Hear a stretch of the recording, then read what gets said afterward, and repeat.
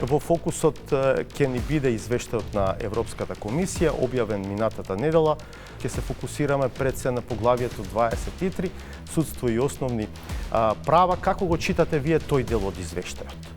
За прв пат со овој извештај директно се посочува дека финансиската независност на судството е проблем во однос на целосно остварување на независноста на судството кај нас. Вториот проблем на кој што укажува директно извештајот се надворешните влијанија кон судството како форма на притисок.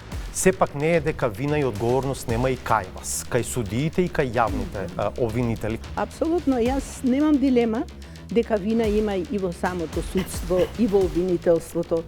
Затоа што продуктот на дали судството е независно или не е независно, дали е под влијание на едни или други влијанија, се одлуките на судовите.